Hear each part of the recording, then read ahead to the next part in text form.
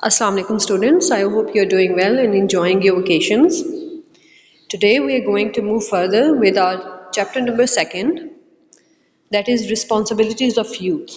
It is basically an extract, a small piece apart taken from one of the speeches delivered by Quaid-e-Azam on the occasion of convocation in 1948. So let's move on. अब जो paragraph 6 है बेटा उसके अंदर basically Quaid Azam جو ہیں وہ آگے یوتھ کو ڈائریکشن دینے کی کوشش کر رہے ہیں، ان کو نصیحت کر رہے ہیں کہ انہوں نے اپنے فیوچر کو کس طرح شیپ کرنا ہے. انہوں نے جابس کے ریلیٹڈ ان کو نصیحت کی جا رہی ہے کہ انہوں نے جابس کے ریلیٹڈ کیا مائنڈ سیٹ رکھنا ہے اور کون سے مائنڈ سیٹ کو انہوں نے ابینڈن کرنا ہے.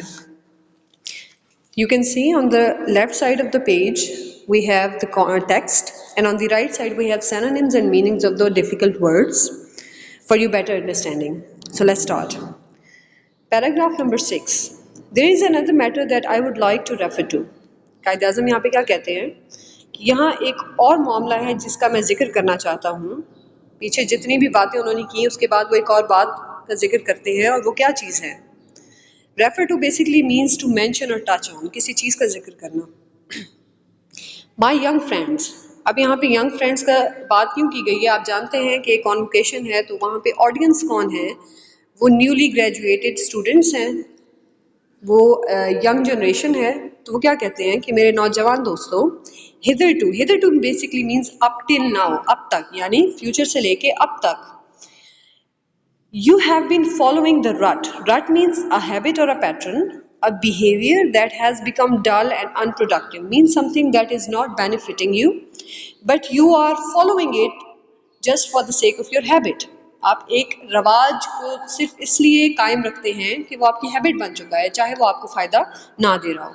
تو وہ کہتے ہیں کہ میرے نوجوان دوستوں، اب تک آپ ایک پرانی ڈگر پر چلتے آ رہے ہیں.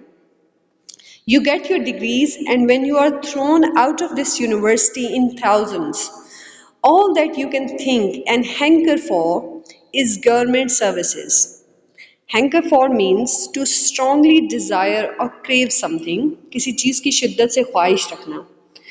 کیا مینٹلٹی کریٹ کی گئی تھی ینگ جنریشن کی کہ ان کے لیے کامیابی کا کیا معیار تھا کہ جب وہ تعلیم حاصل کر لیتے تھے تو اگر وہ کامیاب ہونا چاہتے ہیں تو ایٹ دی اینڈ اس کا اینڈ کیا تھی، آخری سیڑھی کیا تھی کہ وہ گورنمنٹ کی سروسز حاصل کر لیں. تو آپ کیا کہتے ہیں کہ آپ اپنی ڈگری حاصل کرتے ہیں اور جب آپ ہزاروں کی تعداد میں اس یونیورسٹی سے فارغ کیے جاتے ہیں تو آپ کی تمام سوچ اور خواہش صرف سرکاری ملازمت کے حصول پر مرکوز ہے یا مرکوز ہوتی ہے. ٹھیک ہے. As your Vice Chancellor has rightly stated, the main object of old system of education and the system of government existing.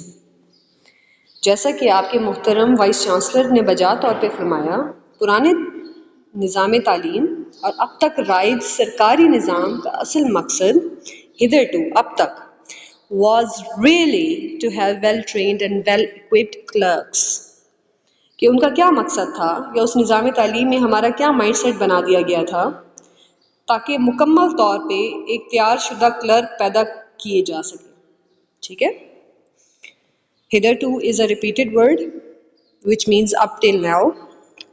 Well equipped means something that have a sufficient equipments، یعنی کہ آپ کو جب مکمل طور پہ آپ کو تیار کر لیا جاتا ہے نوکریوں کے لیے، آپ کو تعلیم سے، آپ کو نالج سے اتنا تیار کر لیا جاتا ہے کہ اب آپ ایک پریکٹیکل لائف مینٹر ہو سکیں، تو آپ کی مینٹلٹی کس چیز پہ آ کے روک دی جاتی ہے that you are supposed to be a clerk, a servant.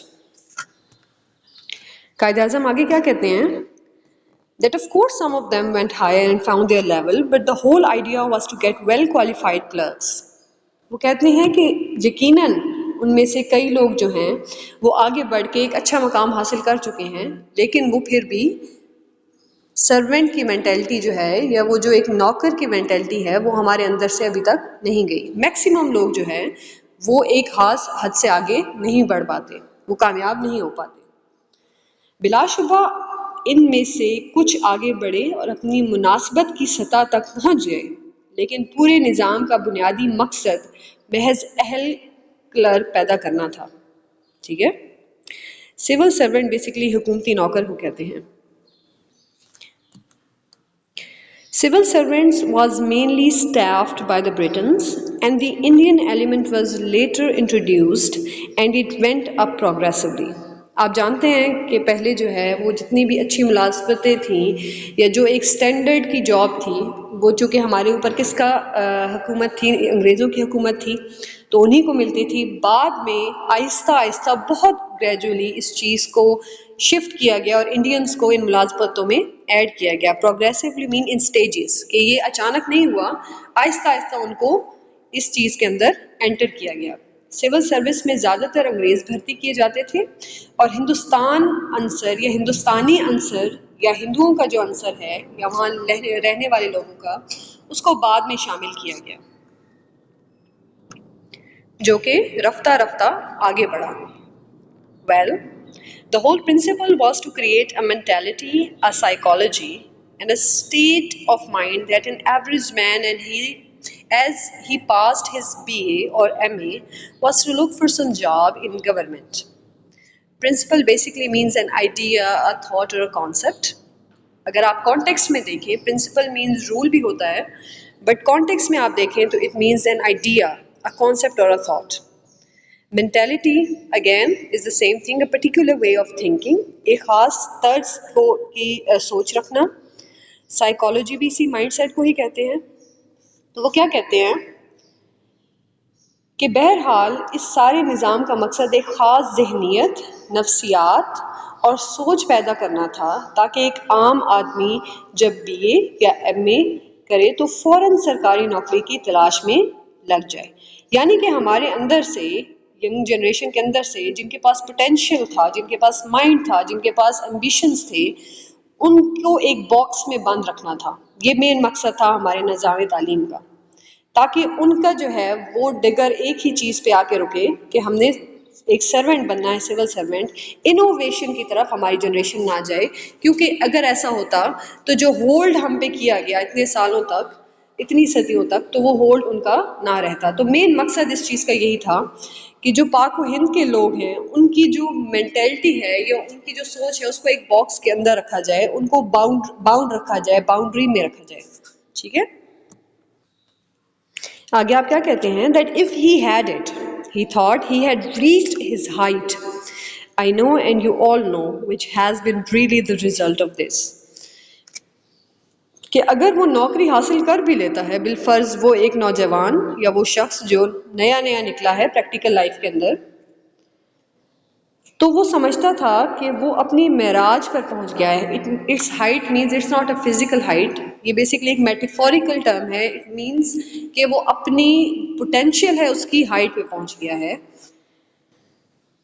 مجھے معلوم ہے اور آپ سب بھی یہ جانتے ہیں کہ اس کا نتیجہ کیا نکلا، کہ ہماری جو مینٹلٹی ہے، ہم لوگ غلام ہی رہے کئی سالوں تک اسی اپروچ کی وجہ سے کہ ہم آگے نہیں بڑھ سکے. ہمیں لگتا تھا کہ یہاں پہ آگے ہماری جدوجہد تمام ہو گئی، ہم آگے جدوجہد کا کوئی فائدہ نہیں ہے ہمارے لیے. اب آگے جو ہے اگلی جو لائن ہے یہ ایک بہت ہارش ریئلٹی ہے جو شاید آج بھی ہماری سوسائٹی کے اندر رائج ہے. اور کیا کہتے ہیں Quaid Azam that our experience has shown that an MA earns less than a taxi driver. And most of so-called government servants are living more miserable manner than many menial servants who are employed by well-to-do people. Miserable basically means suffering. جب آپ suffering condition میں ہوتے ہیں، آپ unhappy ہوتے ہیں، آپ depressed ہوتے ہیں، تو اس کو آپ کہتے ہیں that person is in a miserable situation. Menial servants means manual servants. آپ اس کو حقیر بھی کہتے ہیں، یہ چھوٹے جو سرونٹس ہوتے ہیں.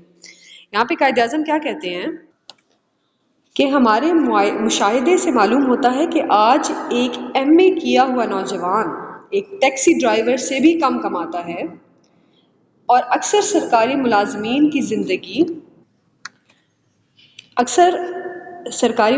کی زندگی ان معمولی ملازمین سے بھی بدتر ہے جو کسی خوشحال شخص کی ذاتی ملازم ہوتے ہیں.